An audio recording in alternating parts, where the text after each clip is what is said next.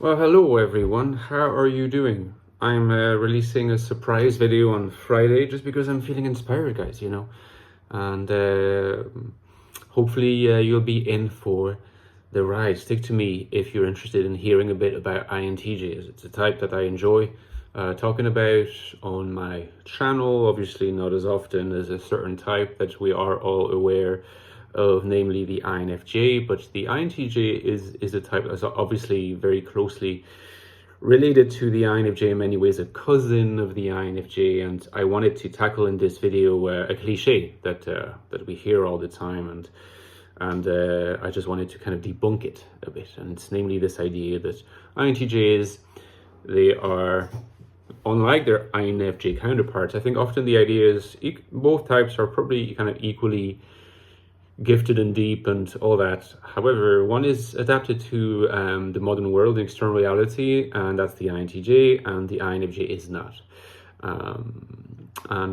Yeah, I think that's vastly too simplistic, and I want to try to look at why. Now, don't forget that if you're interested in the INFJ type, I have written a book on the INFJ type, the Ecstatic Soul. It's the deepest investigation of the type. You can find the link below. There's also The Infinite Castle, my book of fiction, if you're into Kafka, Murakami, Dostoevsky, and all these nice people. Rumor has it the main character is an INFJ, so consider checking it out. And there's also my link to Patreon, which is always really, really helpful to me, the addition of small supports, and you get some occasional video content as well that's exclusive. Okay, now, the INTJ, in fact, I think I don't exclude, as you know, possibly in the course of next month, I'll be releasing my sequel to The Ecstatic Soul, and I'm very excited to see how that pans out and what you guys think.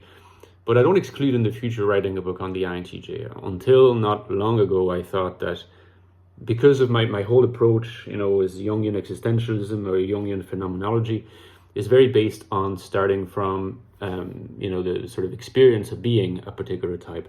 I thought that because I am an INFJ, or at least identify as such, that kind of also sets the contours of what I can explore in detail in a book of analysis of a type. But I think that NI dominance really being the number one, the criterial, factor here.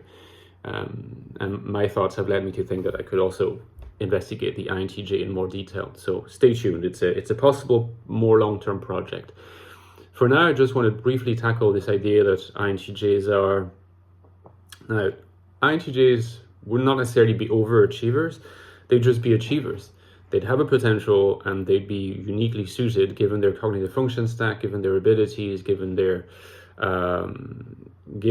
makeup to essentially capitalize on that, to deliver on that.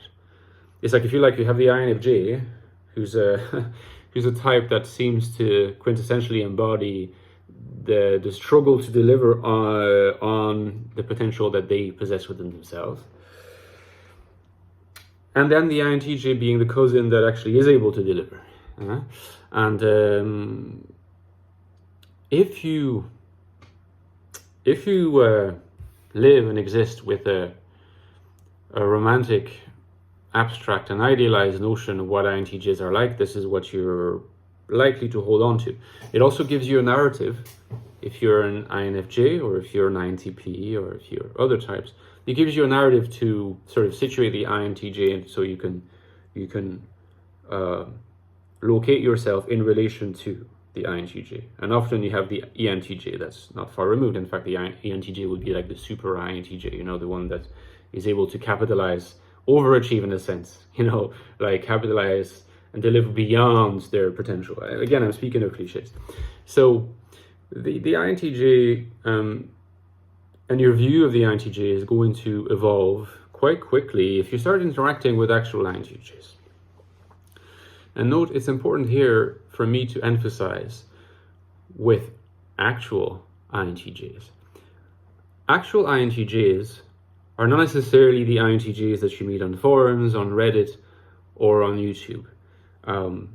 I feel since I'm not talking about my type here, I feel almost more comfortable saying there's a lot of non-INTJs identifying as INTJs, in the same way that there's a lot of non-INFJs identifying as INFJ. And that will happen to every type, and there will always be different types of motivations for this. There's often sincere misidentification. I would say that the proportion of people who identify as INTJ deliberately knowing that they're not are very clear minority. They exist. They are the ones that are usually referred to as fake, but it's to call all mistyped people fake is obviously inaccurate, because there's a lot of people who will sincerely take a description and make it their self-description, even though it's not the best one. And there's lots of different possible reasons for that, and there can be sincere mistakes or sincere being misguided going on. The INFJ is a type that's attractive to a lot of people because it has a certain romantic essence in the way that it is described, and I've explored that in videos a lot before. The appeal to the INTJ identity is different. The INTJ identity, as it is described again in the pop psychology circles that dominate a lot of our culture, of our personality culture or community, I wouldn't say the INTJ is not a tragic romantic figure of belonging to a former era where mystics prevailed and where metaphorical expression was valued. The INFJ sort of not being able to cognitively transition to the period of hyper-transparent, rational, organizational, technological society, and so on. And the INTJ is kind of the example of I think that it's almost like the cliche of the INTJ relates to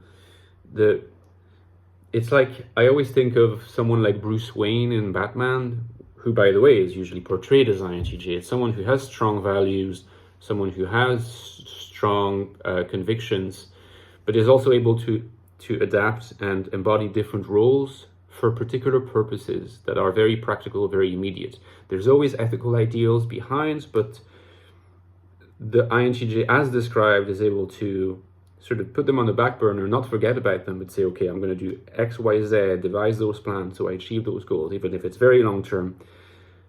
There's an ethical dimension behind that. However, that doesn't stop me from facing reality as it really is. So the ideal here is not a sort of mystical romantic ideal like it often is for INFJs. It's more an ideal of being like an extremely well-rounded, versatile, and hyper-functional being. Again, it would sort of conflict even with the ideal of the ENTJ, where the moral dimension tends to drop out of the picture. It doesn't align with the ideal of the INTP, where the efficiency notion tends to drop out of the picture. Again, I'm speaking of those general descriptions. And the INFP, the moral aspect is very, very present, but again, the efficiency and the laser focus aspect and the ability to face reality and change reality and shape reality as it is, it drops out of the picture. The INTJ, as it is described, seems to sort of gather together all those traits and be able to make them work within a holistic frame. So no doubt that makes the type attractive as an aspiration for people, or as a straight identification. And yet, again, we're talking about an idealization. Actual INTJs will be different. Why would they be different? Well, because there's lots of different types of INTJs. Let's first consider that NI dominance means that you're going to be essentially alienated from the external world, because you're going to be able to remove from the data gathering, the immediate data gathering of the SE function. The INTJ, in this case, in exactly the same predicament as the INFJ is, they're going to experience this sense of distance and alienation. Right?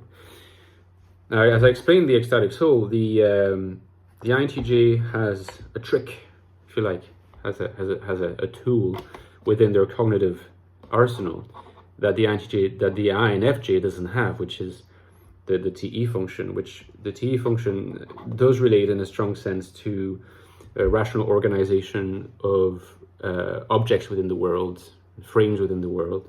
So it impacts the world of objects rather than the world of subjects. If you introduce the notion of a subject, for example, in the case of the FE function of the INFJ, that's the external function of contact with the external reality in the first instance, and it can be quite integrated.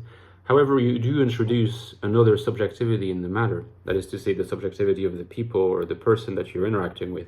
That creates a further remove, right? Because you have to account for this subjectivity. The INTJ doesn't have that, the point of access to external reality does not take into account the subjectivity of other people, at least in the first instance. So it has this more direct contact with the brute reality of the external world. It's not as direct as being dominant SE, for instance, but it's still there, and it's their way of recovering the world. The INFJ is at one more remove. However, all this is dependent on the idea that all INTJs have well-developed TE. And when you interact with INTJs online, and when you interact with INTJs offline too, by the way, what you'll notice is that it's just simply not true that INTJs all have well-developed TE. How often is it the case that INTJs seem to be mostly NI and their other functions are not that well developed? Or alternatively, perhaps in fact a slightly more common case, those highly introverted INTJs who have well-developed NI and well-developed FI. TE is not as much part of the picture. It may develop in the future, but there's no necessarily guarantee that it's going to develop. If it doesn't develop, in some sense, the INTJ is going to be in a predicament of alienation that is quite similar to that of the INFJ. Similar to the NITI looping INFJ, you have the NIFI looping INTJ. These are expressions that I don't use as often as others because I think that they tend to simplify a more complex reality, but the fact of the matter is you really have those NIFI INTJs and those pure processing INTJs that seem to be mostly NI driven. These INTJs are not the INTJs that are described in the pop descriptions. These INTJs tend to resemble a lot of alienated INFJs. And the difference will be, manifested, of course, by a distinction in how INFJs relate to people through this universal prism of looking at, persons via universal principles, whereas INTJs, like INFPs, especially if the INTJ's FI is developed, they will tend to approach people in their pure individual essences in the first place and come to a universal later on if they do. You'll see the difference there. But even if we leave aside this difference, there are a lot of alienated INTJs who don't have a T particularly developed, who are very similar, like I said, to solipsistic INFJs. They often are very intelligent, they're very profound in many ways, they have very interesting worldviews, but the ability to express that and apply it into an actionable framework to change and shape the external world is just not there. It's not there yet. It may be there in the future, or it may not. These INTJs are not going to be your CEOs. They're not going to be your highly achieving academics or advisors or lawyers or whatever you want. No, they'll be just like the alienated INFJs. They won't be much different. And there's a lot of these INTJs. So it's true that if you like, INTJs are equipped to face the external world, particularly the modern world, better than INFJs in the first instance because of the potential uses that can be harnessed by the T function. But as soon as you introduce the possibility that the T function is underdeveloped, then you actually fall into less differentiation between alienated INFJs and alienated INTJs. And if you spend time on Discord or and you see those interact, you'll notice the differences. The similarities very, very clearly. They're there, and there's absolutely no doubt about it.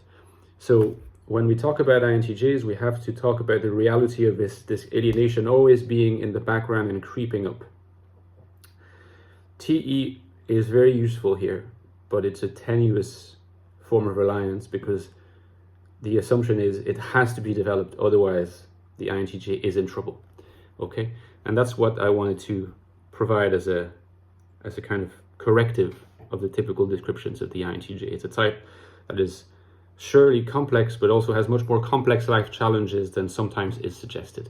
Okay, let me know in the comments what you think, guys. I know that there are some INTJs who follow my channel, so I'd also be very eager, such as Elodie and other ones, eager to see their feedback. Okay, see you tomorrow, guys. Take care.